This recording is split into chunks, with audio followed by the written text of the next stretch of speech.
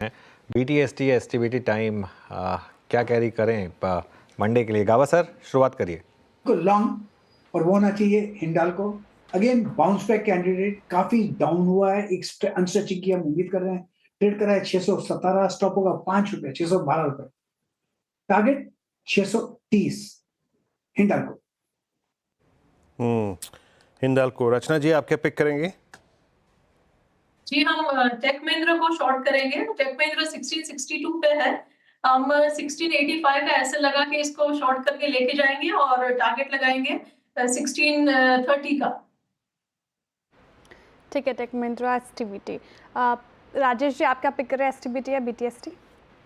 मैं बीटीएसटी करके जाऊंगा श्रेया जी। मेरी नजर है गोदरेज सीपी पे।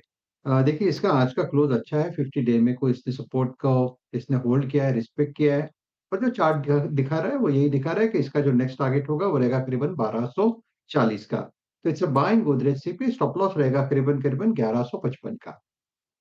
ओके, अब कविता जी के पास चलते हैं। कविता जी बताइए क्या ट्रेड पिक कर रहे हैं आप? अनुज जी, एफएमसीजी से ही मैरिको ने एक अच्छी क्लोजिंग दी है। बुलिश एनगल्फिंग फॉर्मेशन है, that too with very good long green candle.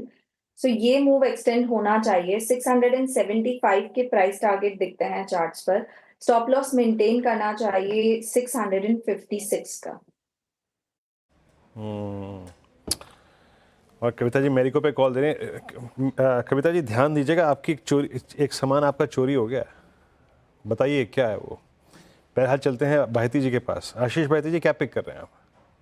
Ji Virendra ji, Escorts कबूटा पे खरीदारी की सलाह रहेगी। हमें लग रहा है कि यहाँ पे एक अच्छा सेटअप बना हुआ है और स्टॉक अपने 200 डेमा को अप्रोच करता हुआ देखने मिल रहा है। तो यहाँ खरीदारी की जा सकती है। जो स्टॉप लॉस इसमें मेंटेन करना है वो 3550 3550 का एक एसएल मेंटेन करे और 3690 3690 के टारगेट्स के लिए इसमें खरीदारी करने की सलाह है। अच्छा चलिए अब एक काम करते हैं, मार्केट की ब्रेथ देखते हैं। ट्रेड्स पूरे हो गए, रणनीति निफ्टी बैंक पे पूरी हो गई है। एक बार जरा मार्केट की ब्रेथ को देखते हैं और कविता जी को दुविधा में रहने देते हैं। सोमवार को बताएंगे उनको कि क्या उनका सामान चोरी हो गया। आइए जरा ब्रेथ पे निफ्टी बैंक और उसके बाद स्टॉक फ्यूचर्स इन डेरिवेटिव्स वो क्या कर रहे हैं। आपकी स्क्रीन पे ये फिगर्स। लॉन्ग 103, मेरे ख्याल से कल की तुलना में थोड़े से कम है लॉन्ग। शॉर्ट कवरिंग 40 और शॉर्ट लगभग 63 और लॉन्ग अनवाइंडिंग करीब 22। एक एक करके स्लाइड्स को देखते हैं कहाँ पे लॉन्ग्स थे। और लॉन्ग्स में नो डाउट आज मेटल्स की बहुत स्ट्रॉन्ग प्रेजेंस नजर आएगी आपको। मेटल्स में मिड सेशन में काफ़ी स्ट्रॉन्ग होता है। हिंदुस्तान एरोनॉटिक्स, डिफेंस में पहले नंबर पे, हुडको, मैक्रोटेक, ईबीबी और गोदरेज कंज्यूमर। गोदरेज सीपी आज स्ट्रॉन्ग प्लेसमेंट थी भी, सुबह सुबह मॉर्निंग कमेंट्री में कहा भी गया था। बाकी Hindustan copper, Manappuram, IRB infra, SJVN, CG power, इन सब काउंटर में आज शॉर्ट कवरिंग थी। और अगले स्लाइड में आएंगे प्रेशर पॉइंट्स। इन्फोसिस, मेरे ख्याल से एक्सिस बैंक के साथ आज का एक कल्प्रिट, पीबी इन्फोटेक, उसके बाद श्रीराम फाइनेंस, सुप्रीम इंडस्ट्रीज, और जहाँ पे प्रॉफिट टेकिंग हुई, जहाँ पे प्रॉफिट्स कैश में कन्वर्ट हुए यानी लॉन्ग अनवाइंडिंग, उसमें Kalyan jewellers, RBL bank, Nifty financial services, Muthoot finance और एमसीएक्स। अनुज बिल्कुल, चलिए ये कुछ स्टॉक्स जहाँ पर आपको लॉन्ग अनवाइंडिंग दिखी। बैंक का अपडेट तो बता दीजिएगा एक बार, अगर कोई स्टॉक इन या आउट जा रहा है एक बार दिखा दीजिए, फिर फटाफट इसको देख लेते हैं। बैन अपडेट, वायदा बैन अपडेट। कैनफिन 103% पोजीशन बनी, तो ये बैन में जाने की तैयारी कर रहा है। तो ये शायद इकलौता स्टॉक है जो, एक ही स्टॉक है जो बैन में जाने की तैयारी कर रहा है। चलिए फ्राइडे आ गया तो थोड़ी सी वीकेंड की बात कर ली जाए। फ्लेवर्ड बियर पीने वालों के लिए अच्छी खबर है। यूनाइटेड ब्रूरीज ने 2 नई फ्लेवर्ड बियर्स को लॉन्च किया है। क्या है खबर और क्यों देश में बढ़ रहा है फ्लेवर्ड बियर्स का चलन, इसकी जानकारी देने के लिए कंचन जुड़ी हमारे साथ। कंचन, गुड आफ्टरनून, बताइए। Good afternoon sir. सबसे पहले तो मैं आपको ये बोलना चाहूँगी कि फ्राइडे है और यूबीएल ने देखो किस टाइम पे ये अपनी प्रेस रिलीज निकाली है जो फ्लेवर्ड बियर लॉन्च की है, ताकि सीधा सीधा असर जो वीकेंड का है वो हमें आता हुआ दिखाई दे शेयर में, जो कि एविडेंट भी है। 1.5% की तेजी हमें यूबीएल में देखने को मिली है। बेसिकली 2 फ्लेवर बियर लॉन्च की गई है, एक तो मैंगो बेरी ट्विस्ट और साथ ही साथ लेमन मसाला। और सबसे पहले ये दमन और गोवा में ही की गई है और उसके ये बेसिकली एक टेस्टिंग है, इन दोनों स्टेट से स्टार्ट की गई है और उसके बाद धीरे धीरे धीरे करके इनका विचार है कि ऑल ओवर पैन इंडिया इसको लेके जाया जाए। और इसके अलावा भी इंडिया में काफ़ी सारे ब्रांड्स हैं, जैसे कि आपको स्क्रीन पे अभी थोड़ी देर में दिखाई देंगे कि कितने सारे ऑलरेडी फ्लेवर्ड बियर के ब्रांड्स हैं जो लोगों के बीच में काफ़ी ज़्यादा लोकप्रिय है और काफ़ी ज़्यादा यूज़ किए जा रहे हैं। अब देख लेते हैं कि ग्लोबली जो बियर का मार्केट है वो किस लेवल का है। अगर 2024 में देखा जाए तो बियर का मार्केट साइज है करीबन $840 बिलियन का, और 2030 तक ये उम्मीदें जताई जा रही है कि यहाँ पे करीब करीब हमें 10% की ग्रोथ देखने को मिले, 10% 6.5% से लेके 10% की ग्रोथ देखने को मिल सकती है। और नॉर्थ अमेरिका जो है वो क्राफ्ट बियर का काफ़ी बड़ा मार्केट है, यानी कि अगर हम ग्लोबल रेवेन्यू की बात करें तो नॉर्थ अमेरिका से अकेला करीब 21% का यहाँ से रेवेन्यू आता हुआ दिखाई देता है। लेकिन अब बात करते हैं इंडिया का जो बियर मार्केट है वो किस तरीके का है। 2024 की बात करी जाए तो $13.5 बिलियन का मार्केट ये देखा गया है, और 2032 तक उम्मीदें जताई जा रही है कि $21 बिलियन तक ये हमें नंबर जाता हुआ दिखाई दे सकता है। और स्पेसिफिकली जिस टाइम पे कोविड आया था, यानी कि 2019 के टाइम पे, 2019 से जो क्राफ्ट बियर का ट्रेंड है वो काफी ज्यादा फेमस होता हुआ दिखाई दिया है। अब बात करते हैं इसके पीछे के ट्रिगर पॉइंट्स की कि ऐसा क्यों हो रहा है। जो मिलेनियल्स है और जो जेनजी है उनके बीच जो फ्लेवर्ड बियर्स है वो काफी ज्यादा पसंद की जा रही है। इनफैक्ट जो ग्लोबल ब्रांड्स है उनका जो हमारी कंट्री के अंदर है बहुत पसंद की जा रही है ग्लोबल ब्रांड्स को इंडिया के अंदर। इनफैक्ट जो कम पीने वाले लोग होते हैं वो भी फ्लेवर्ड बियर को काफ़ी ज़्यादा पसंद करते हैं क्योंकि टेस्ट में वो ज़्यादा अच्छी लगती है, और साथ ही साथ जो लोग हेल्थ कॉन्शियस भी होते हैं वो भी इस पर खासा फोकस करते हैं।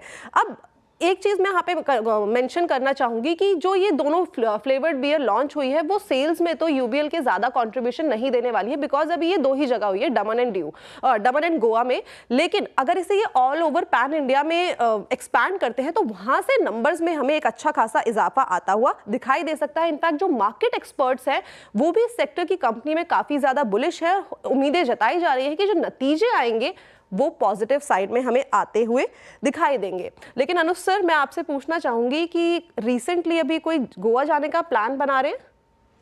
नहीं, अभी तो नहीं कंचन, होपफुली बाद में। खैर वैसे गोवा से मोह थोड़ा भंग हो चुका है, क्योंकि जिस तरीके से आई थिंक गोवा से बेटर आजकल आपको बेटर डेस्टिनेशन मिल जाती हैं। बट मैं सिर्फ इसमें एक चीज़ कहूँगा, और आई थिंक बीरू एग्री करेंगे इस बात से, कि बियर को बियर ही रहने दीजिए।